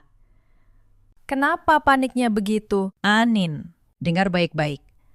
Dan tetap tenang. Suamimu, dia bukannya sedang dinas ke luar negeri. Jantung saya seperti berhenti. Apa maksudmu? Dita menarik napas. Aku tadi di bandara. Jemput tanteku. Aku lihat Reza, Anin, bareng satu rombongan keluarga. Ada perempuan muda, hamil besar. Mereka mau berangkat ke luar negeri. Kelihatannya untuk melahirkan. Dunia saya seperti dimatikan suaranya. Saya berdiri di koridor kaca lantai 20, menatap kota di bawah. Dan untuk beberapa detik, saya tidak mendengar apapun selain detak jantung saya sendiri. Anin, Anin, kamu masih di sana. Aku ke sana sekarang, kata saya. Suara saya datar, tenang. Bahkan saya sendiri terkejut betapa tenangnya. Saya kembali ke ruang rapat. Maaf, ada urusan mendesak. Rapat kita lanjutkan Senin. Saya tersenyum profesional, mengambil tas, dan berjalan keluar, seolah tidak ada apa-apa. Padahal di dalam, sesuatu sedang runtuh perlahan. Saya mengemudi sendiri ke bandara. Tangan saya stabil di kemudi. Pikiran saya justru menjadi sangat jernih, sejernih kaca yang dingin. Dan di sanalah saya melihatnya. Reza, suami saya, selama 10 tahun, sedang mendorong troli berisi koper-koper besar. Di sampingnya, seorang perempuan muda, cantik, dengan tatapan menantang. Perutnya membesar, mungkin 8 bulan. Tangan Reza melingkari pundaknya. Tatapan Reza padanya adalah tatapan yang dulu pernah saya terima. Tatapan penuh cinta dan pemujaan. Tatapan yang sudah lama sekali tidak saya lihat lagi. Dan mereka tidak sendiri. Bu Halimah ada di sana, menyuapi perempuan itu dengan potongan buah. Adik ipar saya, Citra, sibuk membetulkan selendang di pundak perempuan itu seolah ia ratu. Sepupu-sepupu Reza tertawa, berfoto. Mengelus perut itu bergantian. Mereka semua, seluruh orang yang selama ini saya cintai dan paling saya percaya. Pengkhianatan dari satu orang saja sudah cukup menyakitkan. Tetapi ini pengkhianatan dari semua orang sekaligus. Sebuah drama yang mereka rancang bersama. Dan hanya saya satu-satunya penonton yang tidak tahu apa-apa. Mereka menantikan kelahiran seorang cucu laki-laki. Penerus yang begitu didambakan Bu Halimah. Di atas penderitaan saya, mereka tidak pergi berlibur. Mereka pergi ke luar negeri supaya bayi itu lahir jauh dari mata saya. Sebuah rencana yang rapi dan jelas sudah berjalan sangat lama. Saya tidak membuat keributan. Saya hanya mengeluarkan ponsel dari tas dan diam-diam mengambil beberapa foto dari kejauhan. Cukup jelas untuk menangkap wajah mereka semua. Kebahagiaan mereka itu akan menjadi bukti pertama saya. Setelah mereka melewati pemeriksaan keamanan, saya berbalik dan berjalan pergi. Air mata tidak menetes. Tetapi sesuatu di dalam diri saya telah mati sepenuhnya. Cinta, kepercayaan, dan rasa hormat selama 10 tahun. Semuanya menjadi abu di bandara itu. Saya menghirup udara malam yang dingin. Dan saya tahu, Anindya yang kemarin sudah tidak ada lagi. Mulai sekarang, akan ada Anindya yang berbeda. Anindya yang akan merebut kembali semua miliknya. Dan milik ayahnya, apapun taruhannya. Malam itu, saya tidak pulang ke villa. Saya menyewa kamar hotel, duduk di tepi ranjang, dan menelpon satu orang, Pak Gunawan Suryo, pengacara paling setia, ayah saya. Lelaki tua yang sudah mendampingi keluarga kami lebih dari 20 tahun. Pak Gunawan, maaf menelpon malam-malam. Saya butuh bantuan Bapak. Saya ceritakan semuanya. Suara di seberang sempat terdiam lama, lalu terdengar helaan napas panjang. Begitu rupanya, sungguh tidak terduga. Baiklah, Nak Anin, tenangkan dirimu. Yang pertama, jangan sampai mereka tahu kau sudah mengetahui segalanya. Bersikaplah seperti biasa. Saya menutup mata. Saya mengerti. Mengenai keuangan, lanjut beliau. Ada bagian yang kau curigai. Ada. Pakistan. Suara saya mengeras. Reza memakai posisinya sebagai wakil direktur. Saya curiga ia mengalirkan dana lewat sebuah yayasan amal milik perusahaan. Yayasan Cahaya Harapan. Yayasan itu memakai nama ayah saya. Saya butuh seluruh riwayat transaksinya selama 3 tahun terakhir. Baik. Akan segera saya urus. Kau pemegang saham terbesar dan putri pendiri. Kau punya hak penuh atas informasi itu. Jaga kesehatanmu. Nak, jangan sampai tumbang. Saya dan kolega-kolega setia ayahmu akan selalu ada di sisimu. Setelah panggilan berakhir, saya merasa sedikit lebih kuat. Saya tidak sendirian dalam pertarungan ini. Saya memulai pekerjaan saya sendiri malam itu juga. Dengan akses administrator tertinggi yang saya miliki di sistem perusahaan, saya diam-diam mencadangkan semuanya. Seluruh riwayat email kerja Reza. Catatan percakapan, file-file kontrak selama 3 tahun terakhir. Semuanya saya salin ke penyimpanan pribadi yang hanya saya yang tahu. Saya juga memeriksa kembali rekaman kamera keamanan di kantor dan di villa. Rekaman Reza yang diam-diam menelpon di balkon. Rekaman ia keluar larut malam dengan alasan yang kini saya tahu bohong. Semuanya tersimpan rapi. Cahaya dari layar laptop menerangi wajah saya yang tanpa ekspresi. Rasa sakit masih membara di dada saya. Tetapi ia tidak lagi bisa menghancurkan saya. Ia telah berubah menjadi nyala api. Drama ini mungkin mereka yang memulai. Tetapi sayalah yang akan menulis akhir ceritanya. Senin pagi, saya kembali ke kantor seolah tidak ada yang terjadi. Saya tersenyum pada karyawan. Saya memimpin rapat. Dan di sela-selanya, saya menemui Pak Gunawan di kantornya yang tenang. Beliau membuatkan secangkir teh hangat dan menyodorkan setumpuk dokumen. Saya sudah melihat sekilas laporan keuangan yayasan yang kau sebutkan. Nah, dalam 3 tahun terakhir, ada pengeluaran dana dalam jumlah besar. Dalinya beasiswa untuk talenta muda dan biaya studi di luar negeri. Beliau menggeser 1 lembar ke arah saya. Dan semua penerimanya hanya 1 nama. Vanya Salsabila. Kau kenal nama ini? Vanya Salsabila. Nama itu membuat dada saya berdenyut nyeri. Wajah perempuan muda dengan tatapan menantang di bandara itu kembali muncul. Mungkin itu. Perempuan itu. Pakistan. Pak Gunawan mengangguk pelan. Ekspresinya mengeras. Saya juga berpikir begitu. Angka totalnya bukan main. Nah, lebih dari 3 miliar rupiah dalam 3 tahun. Semuanya mengalir ke satu rekening atas nama perempuan itu. Lewat yayasan yang memakai nama mendiang ayahmu. Saya menatap angka-angka itu. 3 miliar rupiah dari perusahaan ayah saya. Dipakai untuk membiayai perempuan yang akan melahirkan anak suami saya. Tangan saya mengepal di bawah meja. Tetapi wajah saya tetap tenang. Saya butuh semuanya. Pakistan. Setiap transaksi, setiap tanda tangan persetujuan. Saya ingin tahu siapa saja yang ikut menandatangani aliran dana ini. Sudah saya siapkan. Beliau menyodorkan map tebal. Dan ada satu hal yang mungkin akan menyakitimu. Nak, beberapa persetujuan ditandatangani oleh ibu mertuamu. Bu Halimah duduk di kursi pengawas yayasan. Ia tahu. Bahkan, sepertinya ialah yang merancang. Saya menatap tanda tangan itu lama sekali. Tanda tangan perempuan yang dulu menyuapi saya kue di hari pertama saya datang ke rumahnya. Perempuan yang memanggil saya menantu kesayangan di depan tamu. Saya tersenyum tipis. Bukan senyum bahagia, senyum seseorang yang akhirnya melihat segalanya dengan jelas. Hari-hari berikutnya, saya menjalani peran sebagai istri yang tidak tahu apa-apa. Reza kembali dari luar negeri 2 minggu kemudian. Dengan alasan, dinas selesai. Ia memeluk saya di depan pintu. Kangen, Anin, katanya.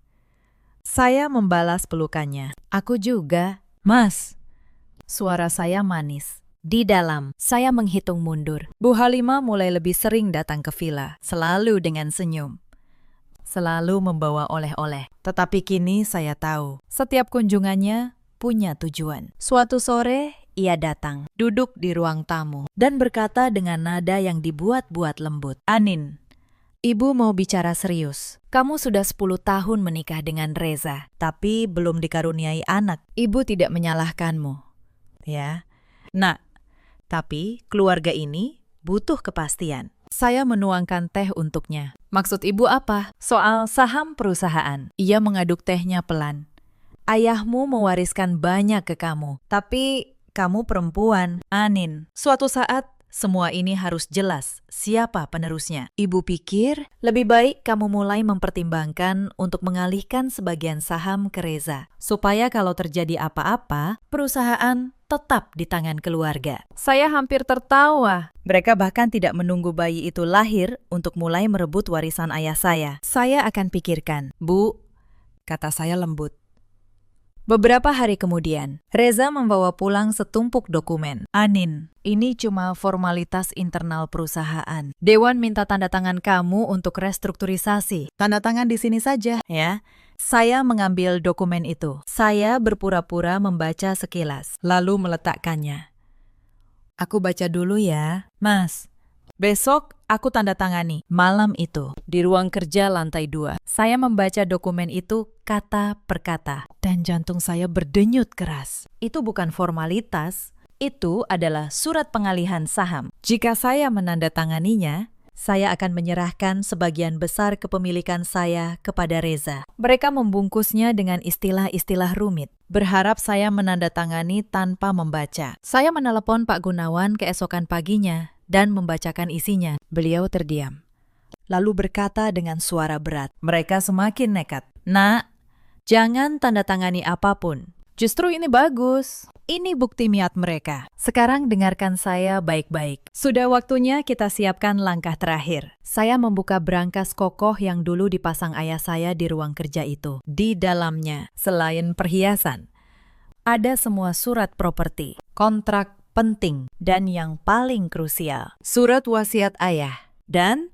sertifikat saham saya di grup Wijaya Kusuma. Ayah selalu mengajari saya untuk menjadi perempuan yang bisa melindungi dirinya sendiri. Mungkin beliau sudah punya firasat, karena beliau menyiapkan segalanya dengan begitu hati-hati. Beliau mewariskan sebagian besar saham perusahaan kepada saya. Reza hanya memiliki bagian yang sangat kecil, cukup untuk kursi di dewan, tidak lebih.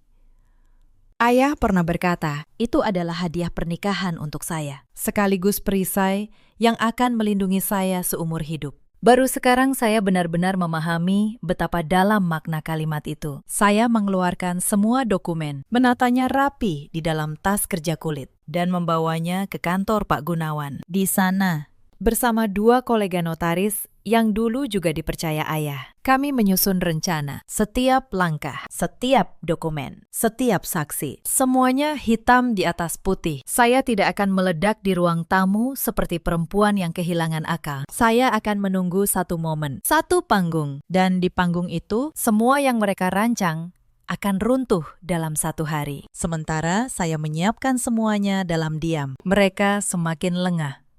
Mereka kira saya sudah menyerah. Suatu malam, Reza menelepon di balkon, mengira saya sudah tidur. Saya berdiri di balik tirai kamar, mendengar setiap kata. Suaranya lembut, suara yang dulu hanya untuk saya. Iya, sayang. Sabar, sebentar lagi. Begitu anak kita lahir, semua akan beres. Aku sudah hampir dapat tanda tangan Anin untuk sahamnya. Lalu ia tertawa kecil. Calon istriku yang sabar, ya.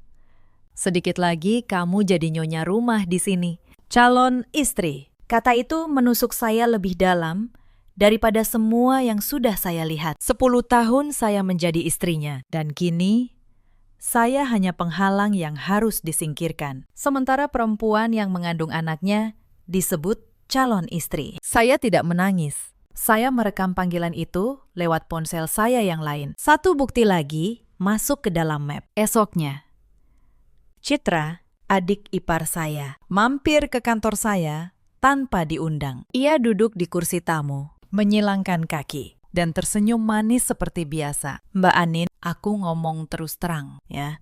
Mama sama Mas Reza sebenarnya sungkan, tapi keadaan kan sudah begini. Begini bagaimana? Citra, tanya saya tenang.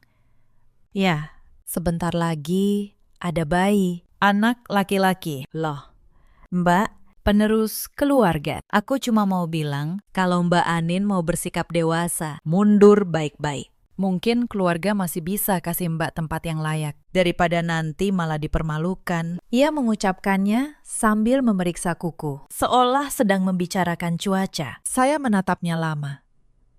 Lalu, saya tersenyum. Terima kasih sarannya. Citra, aku akan ingat baik-baik. Ia tidak tahu betapa sungguh-sungguhnya saya mengatakan itu. Tekanan demi tekanan datang dari segala arah. Bu Halimah menelepon hampir setiap hari, mendesak soal pengalihan saham. Reza mulai tidak sabar.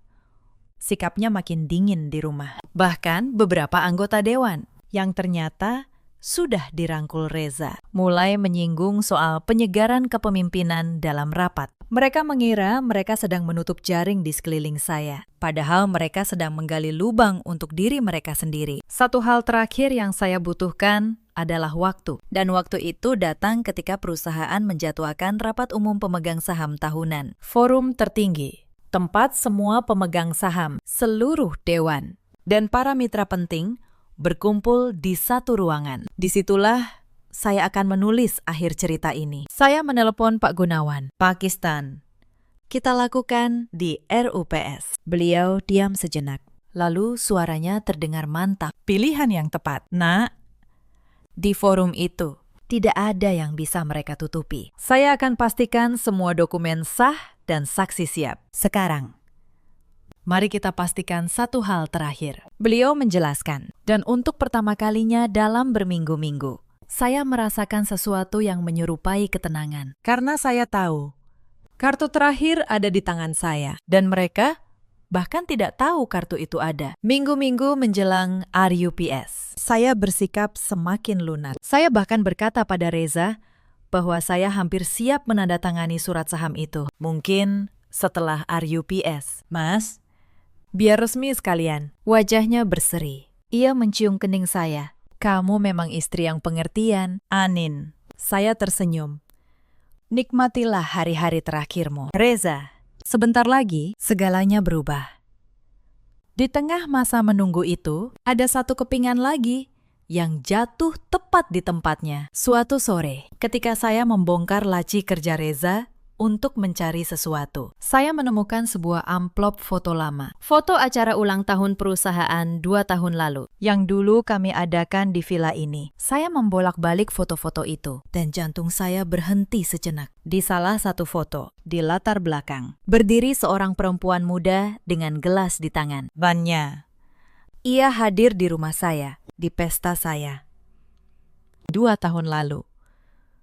Saat itu, Reza memperkenalkannya kepada saya sebagai rekan kerja baru dari divisi pemasaran. Saya bahkan menjabat tangannya dengan ramah. Saya menyuguhinya makanan. 2 tahun, selama 2 tahun. Perempuan itu sudah ada di sekeliling saya. Dan saya tidak pernah curiga. Mereka membawanya masuk ke rumah saya, ke meja makan saya, Sambil tertawa di belakang saya. rasa mual naik ke tenggorokan saya. Tetapi saya menelannya dan menyimpan foto itu. Bukti lagi tentang betapa lama dan betapa dingin rencana ini disusun. Beberapa hari kemudian, Bu Halimah mengadakan acara makan malam keluarga di villa. Katanya untuk mempererat silaturahmi. Saya tahu betul, itu bukan silaturahmi. Itu tekanan terakhir sebelum mereka mengira saya akan menyerahkan saham. Di meja makan, di antara hidangan yang saya siapkan sendiri, Bu Halimah memulai dengan nada manis. Anin,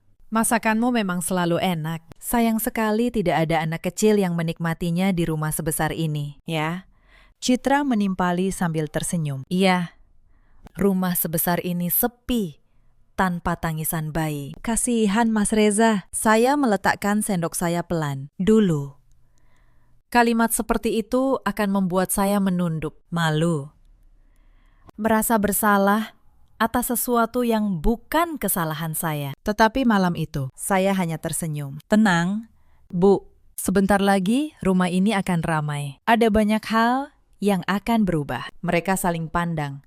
Mengira saya bicara tentang menyerah. Mereka tidak tahu betapa benar dan betapa berbahaya kalimat saya. Di tengah makan malam, ponsel Bu Halimah berdering. Ia bergegas ke teras untuk menerimanya. Saya pamit ke dapur. Lalu diam-diam berdiri di balik pintu. Saya mendengar suaranya merendah. Iya, Vanya. Sabar ya. Nak, sebentar lagi kau pulang. Kita urus semuanya. Anin akan menandatangani sahamnya minggu depan. Setelah itu, kamu dan cucuku akan tinggal di sini. Ia menyebut perempuan itu Nak. Panggilan yang dulu ia berikan kepada saya, dan ia merencanakan agar perempuan itu menempati rumah saya. Saya kembali ke meja makan dengan senyum yang sempurna dan menuangkan teh untuk semua orang. Saya bahkan menanyakan kabar kerabat-kerabat mereka. Saya menjadi tuan rumah yang ramah sampai tamu terakhir pulang. Dan ketika pintu villa tertutup malam itu, saya berdiri sendirian di ruang tamu yang luas, menatap foto pernikahan besar di dinding, dan berkata pelan pada diri saya sendiri, cukup, sudah cukup. Tetapi sebelum hari RUPS tiba, ada beberapa hal yang masih harus saya pastikan. Karena saya tahu, satu celah saja mereka bisa berkelit.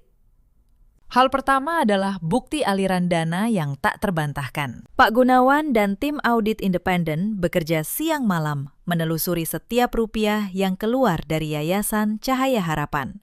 Mereka menemukan lebih dari yang saya duga. Bukan hanya 3 miliar untuk Vanya. Ada pula pembelian sebuah apartemen mewah Atas nama perusahaan cangkang yang ternyata dimiliki Reza dan Citra. Ada mobil sport yang dibeli tunai. Semuanya memakai uang yang seharusnya mengalir untuk anak-anak kurang mampu. Saya membaca laporan itu di ruang kerja saya, dan untuk pertama kalinya saya merasa marah yang benar-benar dingin. Ayah saya mendirikan yayasan itu untuk membantu orang, dan mereka memakainya sebagai mesin pencuci uang untuk perselingkuhan. Saya ingat betul malam ketika laporan audit pertama sampai ke tangan saya. Saya duduk sampai pukul 3 dini hari, menelusuri setiap baris transaksi. Setiap angka adalah satu pukulan baru. Transfer untuk biaya rumah sakit di luar negeri. Transfer untuk perabotan apartemen. Bahkan ada transfer kecil yang rutin setiap bulan, seperti uang belanja untuk perempuan itu. Selama lebih dari 2 tahun, suami saya menghidupi keluarga keduanya dengan uang yang dicuri dari yayasan ayah saya. Sementara di rumah, ia masih berpura-pura menjadi suami yang kekurangan waktu karena pekerjaan. Pak Gunawan juga menemukan jejak digital yang menarik.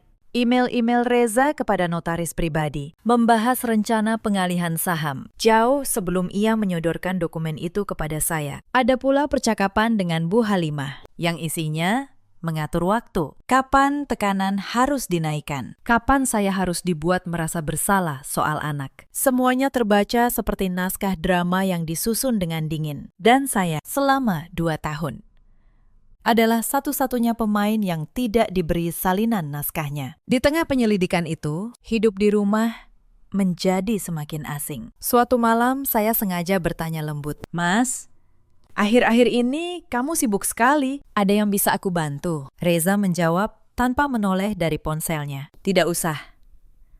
Anin, urusan kantor, kamu tidak akan mengerti." Dulu kalimat itu akan membuat saya merasa kecil. Sekarang saya hanya mencatatnya dalam hati. Ia bahkan tidak repot-repot lagi berpura-pura. Dan justru sikap itu yang membuat saya semakin yakin dengan apa yang akan saya lakukan. Hal kedua adalah memastikan posisi saya di perusahaan tidak bisa diganggu. Pak Gunawan memeriksa kembali sertifikat saham saya dan surat wasiat ayah. Semuanya sah, tercatat, dan tidak terbantahkan. Apapun yang sudah mereka rancang dalam dokumen pengalihan itu tidak ada nilainya selama saya tidak menandatanganinya. Dan saya tidak akan pernah menandatanganinya. Hal ketiga, dan ini yang paling halus, saya perlu memastikan ada saksi. Saya mengundang beberapa anggota dewan senior, orang-orang yang dulu sangat menghormati ayah saya, untuk minum kopi satu persatu. Saya tidak menceritakan semuanya. Saya hanya menanam benih. Pakistan. Akhir-akhir ini ada beberapa hal di yayasan yang membuat saya khawatir. Saya harap di RUPS nanti kita bisa membahasnya dengan jujur. Mereka mengangguk. Mereka tidak tahu detailnya. Tetapi mereka akan hadir dan mereka akan mendengarkan. Dita, sahabat saya, datang ke villa beberapa malam sebelum hari itu. Ia memeluk saya erat. "Anin, kamu yakin sanggup?" "Mereka itu banyak. Kamu sendirian." Saya menggeleng. "Aku tidak sendirian. Dit, aku punya kebenaran. Aku punya hukum. Dan aku punya ayahku yang ternyata sudah melindungiku jauh sebelum semua ini terjadi." Saya menatap foto ayah di dinding. Beliau pernah bilang, harga diri itu tidak bisa dibeli dan tidak boleh dijual. Aku akan tunjukkan itu. Malam sebelum RUPS, saya hampir tidak tidur. Bukan karena takut, tetapi karena untuk pertama kalinya dalam 2 tahun, saya merasa hidup. Esok hari, topeng yang sudah lama saya pakai akan saya lepas. Dan giliran mereka yang akan kehilangan topeng. Pagi hari RUPS, saya bangun lebih awal. Saya memilih setelan berwarna gelap. Rambut saya sanggul rapi. Di cermin, saya melihat seorang perempuan yang tenang, dingin, dan siap. Anindya Maheswari, putri Pak Wijaya. Reza turun ke ruang makan dengan setelan terbaiknya. Ia tampak percaya diri. "Hari penting. Anin, setelah ini, semua urusan saham kita beresin, ya." Ia bahkan tersenyum penuh kemenangan. Ia kira hari ini adalah hari ia mengambil alih segalanya. Iya, Mas, kata saya tenang sambil menuangkan kopi. Setelah ini, semuanya akan beres. Kami berangkat ke kantor pusat dengan mobil yang sama. Sepanjang perjalanan, Reza bercerita ringan tentang rencana liburan keluarga setelah ini. Saya mendengarkan, sesekali mengangguk. Di dalam, saya menghitung detik. Ruang RUPS di lantai paling atas gedung sudah penuh ketika kami tiba. Para pemegang saham, anggota dewan, para mitra, notaris, perusahaan, semuanya hadir. Bu Halimah duduk di barisan depan, anggun dengan kebaya mahalnya. Citra di sampingnya, sibuk dengan ponsel. Beberapa kerabat Reza juga hadir sebagai pemegang saham minoritas. Mereka semua tersenyum pada saya. Senyum orang yang merasa sudah menang. Rapat dibuka oleh sekretaris perusahaan. Agenda demi agenda dibahas. Laporan keuangan, rencana ekspansi, hal-hal rutin. Saya duduk tenang, menunggu giliran saya. Pak Gunawan duduk di kursi tamu undangan di sudut ruangan, dengan tas dokumen di pangkuannya. Sesekali mata kami bertemu. Ia mengangguk samar. Lalu tibalah agenda terakhir. Pembahasan struktur kepemilikan dan kepemimpinan. Reza berdiri lebih dulu, percaya diri, dengan setumpuk kertas di tangannya. Hadirin yang terhormat, ia memulai. Sebagai wakil direktur, saya merasa perlu mengusulkan penyegaran demi stabilitas perusahaan. Sudah saatnya kita memikirkan struktur kepemilikan yang lebih solid. Saya dan beberapa anggota dewan mengusulkan agar sebagian saham mayoritas dialihkan untuk memperkuat posisi manajemen. Ia melirik saya, tersenyum. Dan saya senang menyampaikan bahwa istri saya, Ibu Anindya, telah sepakat untuk mendukung langkah ini. Beberapa kepala menoleh ke arah saya. Bu Halimah tersenyum bangga. Saya berdiri perlahan. Saya merapikan setelan saya. Lalu, saya tersenyum kepada seluruh ruangan. Terima kasih, Pak Reza, atas usulannya, kata saya. Suara saya jernih dan tenang memenuhi ruangan. Tetapi sebelum kita membahas pengalihan saham apapun, saya rasa para pemegang saham berhak tahu beberapa fakta. Fakta yang selama ini disembunyikan dari forum ini. Senyum Reza membeku sedikit. Anin, apa maksudmu? Saya tidak menjawabnya. Saya menoleh ke arah sekretaris. Saya minta izin untuk menayangkan beberapa dokumen. Sebagai pemegang saham terbesar dan putri pendiri perusahaan, saya rasa saya punya hak itu. Tidak ada yang berani membantah.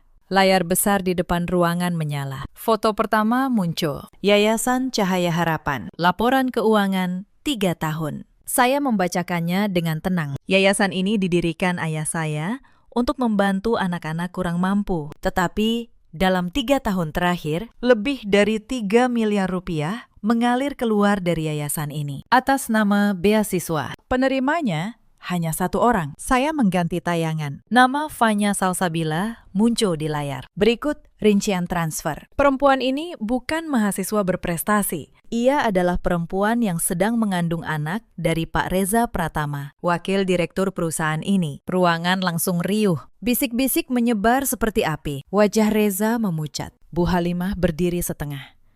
Anin, apa-apaan ini?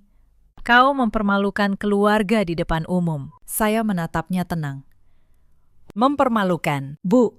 Saya hanya menayangkan fakta. Dan ada nama ibu di sini. Saya mengganti tayangan lagi. Lembar persetujuan yayasan. Dengan tanda tangan Bu Halimah jelas di bawahnya. Ibu duduk di kursi pengawas yayasan. Ibu menandatangani setiap aliran dana ini. Apakah ibu ingin saya jelaskan kepada hadirin apa artinya ini? Bu Halimah terduduk kembali. Wajahnya yang tadi begitu anggun, kini pucat pasi. Saya melanjutkan. Foto demi foto. Apartemen mewah atas nama perusahaan cangkang milik Reza dan Citra. Mobil yang dibeli dengan uang yayasan. Rekaman percakapan. Bahkan foto-foto di bandara. Seluruh keluarga mengantar perempuan itu ke luar negeri dengan gembira. Citra berdiri.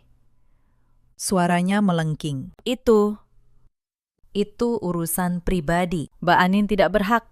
Berhak.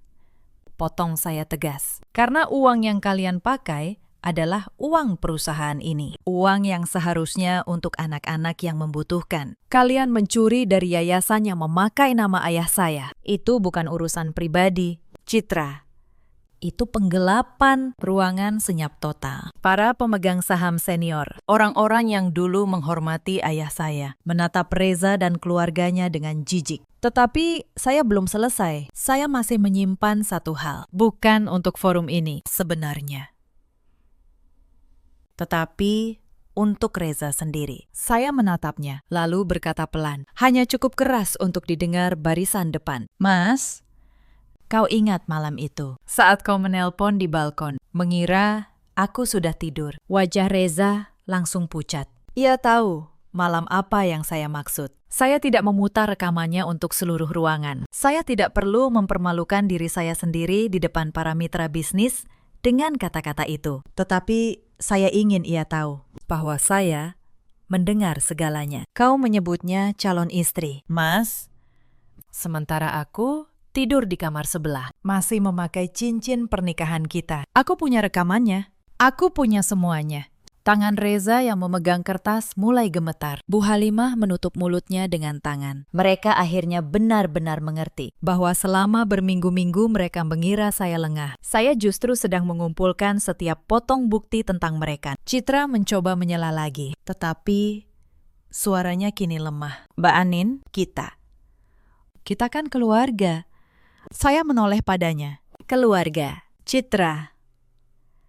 Keluarga tidak menyebut menantunya penghalang. Keluarga tidak mengirim perempuan lain ke luar negeri untuk melahirkan, lalu merencanakan menggantikan istri sah dengan uang curian. Kalian berhenti menjadi keluarga saya jauh sebelum hari ini. Saya hanya yang terakhir menyadarinya. Reza akhirnya bersuara. Suaranya gemetar. Anin, kita bisa bicarakan ini baik-baik. Di rumah. Tidak perlu di sini. Saya menatapnya.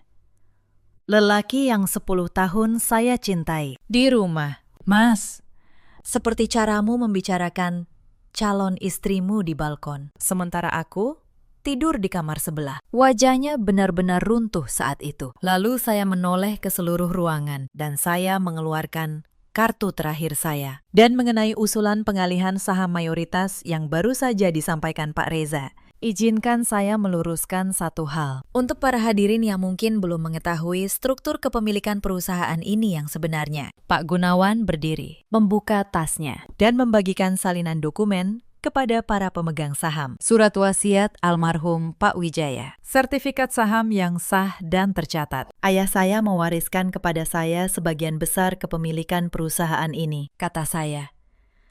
Pak Reza hanya memegang bagian yang sangat kecil. Artinya, tidak ada satupun pengalihan saham yang bisa terjadi tanpa persetujuan saya. Dan saya, sebagai pemegang kendali perusahaan ini, menolak usulan tersebut. Saya berhenti sejenak, membiarkan kalimat itu meresap. Lebih dari itu, dengan wewenang yang saya miliki, saya mengajukan kepada forum ini pemberhentian Pak Reza Pratama dari jabatan Wakil Direktur, efektif hari ini. Dan saya menyerahkan seluruh temuan penggelapan dana yayasan kepada pihak berwenang untuk diproses secara hukum. Ruangan meledak. Para pemegang saham mulai bicara satu sama lain. Beberapa anggota dewan yang tadi mendukung Reza kini menarik diri, berpura-pura tidak pernah terlibat. Sekretaris perusahaan mencatat keputusan dengan tangan gemetar. Reza terduduk di kursinya, wajahnya abu-abu. Lelaki yang tadi pagi begitu percaya diri, kini tampak seperti orang yang baru saja kehilangan segalanya dalam hitungan menit. Karena memang begitulah kenyataannya. Bu Halimah mencoba berdiri sekali lagi. Suaranya bergetar antara marah dan panik. Anin, kau tega.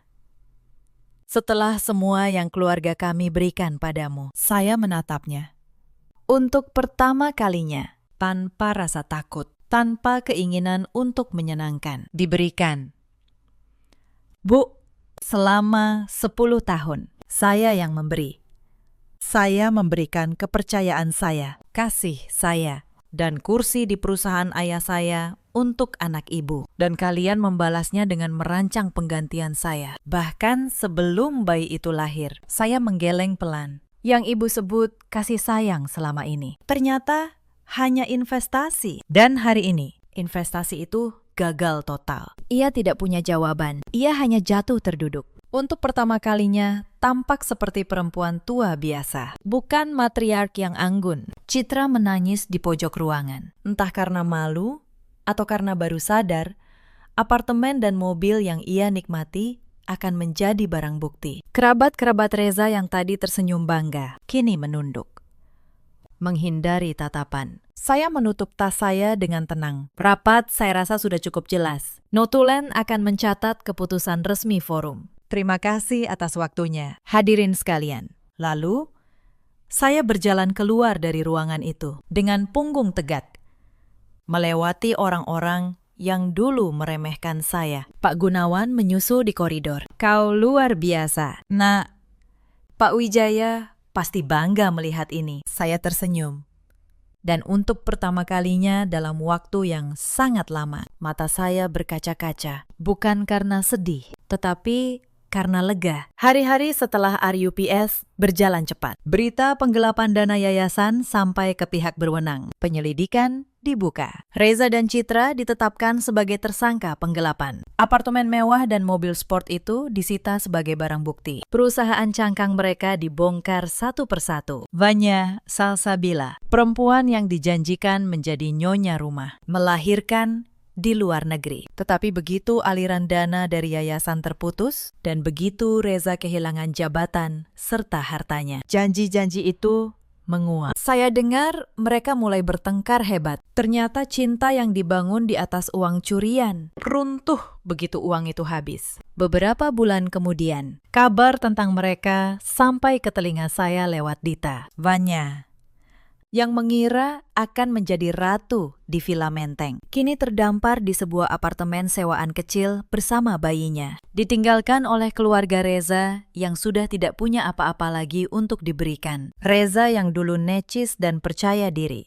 kehilangan jabatan, kehilangan harta, dan namanya tercoreng di kalangan bisnis. Tidak ada perusahaan yang mau menerima seorang mantan direktur yang terlibat kasus penggelapan. Penerus yang begitu didambakan Bu Halimah pun lahir, bukan ke dalam kemewahan yang dijanjikan, melainkan ke tengah puing-puing keluarga yang hancur oleh keserakahan mereka sendiri. Saya tidak merasa puas mendengarnya. Saya juga tidak merasa kasihan. Saya hanya merasa tenang. Karena saya tahu, saya tidak melakukan satu pun hal jahat kepada mereka. Saya hanya membiarkan kebenaran berbicara dan membiarkan setiap orang menuai apa yang telah mereka tanam. Itulah karma. Ia tidak perlu didorong.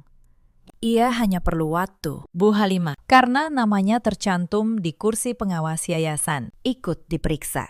Kehormatan keluarga yang selama ini ia jaga mati-matian di depan kerabat, hancur dalam semalam. Nama baik yang ia banggakan kini menjadi bahan bisik-bisik. Karma memang punya cara sendiri untuk menagih. Reza datang ke villa satu kali, beberapa minggu kemudian. Ia berdiri di depan pintu yang sama tempat dulu ia memeluk saya. Wajahnya kuyu. Amin. Aku salah. Aku hilaf. Bisakah kita mulai lagi? Saya menatapnya lama. Tidak ada lagi kemarahan, tidak ada lagi cinta, hanya kekosongan yang tenang. Mas, kau tidak hilaf? Hilaf itu sekali. Kau merencanakan ini selama bertahun-tahun. Kau memindahkan uang, membeli rumah untuk perempuan lain, dan menyebutnya calon istri. Sementara kau masih tidur di ranjangku. Saya menggeleng. Pintu ini sudah tertutup dan tidak akan terbuka lagi. Saya menutup pintu itu pelan, tidak dibanting, karena saya tidak lagi punya amarah untuknya. Dan itu, saya rasa, adalah hukuman yang paling menyakitkan baginya. Diabaikan oleh perempuan yang dulu memujanya. Perceraian kami berjalan cepat. Dengan semua bukti yang ada, Reza tidak punya posisi untuk menawar apapun. Saya tidak menuntut banyak. Saya hanya ingin namanya dihapus dari hidup saya dan dari perusahaan ayah saya. Keduanya saya dapatkan. Bulan-bulan berikutnya, saya membenahi perusahaan. Saya mengangkat orang-orang yang kompeten dan jujur, membersihkan dewan dari mereka yang dulu bersekongkol. Grup Wijaya Kusuma, perusahaan yang dirintis ayah saya, perlahan kembali sehat, bahkan tumbuh lebih kuat dari sebelumnya. Saya mengembalikan Yayasan Cahaya Harapan ke tujuan aslinya, membantu anak-anak yang benar-benar membutuhkan. Itu cara saya memohon maaf kepada ayah atas apa yang sempat terjadi pada warisannya. Saya tidak mengira bahwa di tengah kesibukan membangun kembali, hidup akan memberi saya sesuatu yang tidak saya cari. Beberapa bulan setelah semuanya selesai, perusahaan mengirim saya ke sebuah pameran bisnis di Eropa. Suatu sore, di sebuah galeri kecil di pinggir kota, saya berhenti di depan sebuah lukisan. Aroma kertas tua dan kopi memenuhi udara. Saya merasa tenang untuk pertama kalinya sejak lama. Lalu, sebuah suara terdengar di samping saya dalam bahasa Indonesia. "Permisi, apakah Anda orang Indonesia?" Saya menoleh dan seketika membeku. Pria di hadapan saya memiliki wajah yang familiar, tegas, cerdas. Ia juga tampak sama terkejutnya. Anindya Maheswari. Kak Adrian. Nama itu keluar dari mulut saya tanpa sadar. Adrian Wicaksono, senior saya semasa kuliah. Seseorang yang dulu sangat dikagumi dan sering dipuji oleh ayah saya. Sudah lebih dari 10 tahun kami tidak bertemu. Ia kini seorang arsitek sukses yang bekerja di Eropa. Masih melajang. Masih dengan senyum hangat yang sama seperti dulu. Kami minum kopi bersama. Saya bercerita sedikit tentang apa yang terjadi dalam hidup saya. Ia mendengarkan dalam diam. Matanya penuh simpati dan rasa hormat. "Kau benar-benar kuat, Anin," katanya pelan. "Pak Wijaya pasti bangga padamu." dimanapun beliau sekarang. Mendengar nama ayah disebut dengan hormat seperti itu, sesuatu yang hangat, Yang sudah sangat lama tidak saya rasakan, kembali bersemi di dalam dada saya. Kami meninggalkan galeri dan berjalan bersama di bawah senja yang perlahan turun. Bayangan kami berdua memanjang di jalanan berbatu. Saya tidak tahu apa yang akan terjadi di masa depan. Tetapi saya tahu sebuah babak baru yang lebih cerah telah benar-benar dimulai. Cerita ini mengajarkan kita banyak hal. Jangan pernah menyerahkan harga diri Demi mempertahankan sebuah rumah yang sudah dibangun di atas kebohongan. Dan jangan pernah mengira bahwa kesabaran yang tak berbatas akan dibalas dengan kasih. Terkadang, kesabaran hanya membuat orang lain semakin berani menginjak kita. Ada banyak perempuan di luar sana yang seperti saya dulu. Perempuan yang memberikan segalanya, yang menutup mata atas tanda-tanda yang jelas karena terlalu takut kehilangan. Kepada kalian, saya ingin berkata, kalian lebih kuat dari yang kalian kira. Berdiri di kaki sendiri bukanlah kekalahan. Itu adalah awal dari kebebasan. Ada juga banyak suami seperti Reza di luar sana. Lelaki yang mengkhianati bukan karena hilaf sesaat, tetapi karena keserakahan yang dirancang. Dan ada pula para ibu mertua yang demi sebuah obsesi pada penerus dan harta rela menghancurkan menantu yang memperlakukan mereka seperti orang tua sendiri. Reza dan Citra menghadapi proses hukum atas perbuatan mereka. Bu Halimah menghabiskan hari tuanya dalam bayang-bayang aib yang ia ciptakan sendiri. Fanya menyadari terlambat bahwa ia hanya alat dalam rencana yang lebih besar. Dan saya, Anindya Maheswari, akhirnya berdiri tegak di atas warisan ayah saya sebagai perempuan yang merdeka. Dalam hidup kita selalu punya pilihan. Kita bisa memilih untuk tetap diam dan diinjak, atau kita bisa memilih untuk berdiri dan merebut kembali apa yang menjadi milik kita dengan kepala tegak dan tangan yang bersih. Bagaimana menurut kalian? Apakah kalian pernah berada di posisi seperti Anindya? Ceritakan kisah kalian di kolom komentar. Jika cerita ini menyentuh hati kalian, Jangan lupa tekan tombol suka dan bagikan. terima kasih sudah menemani sampai akhir. Sampai jumpa di kisah berikutnya.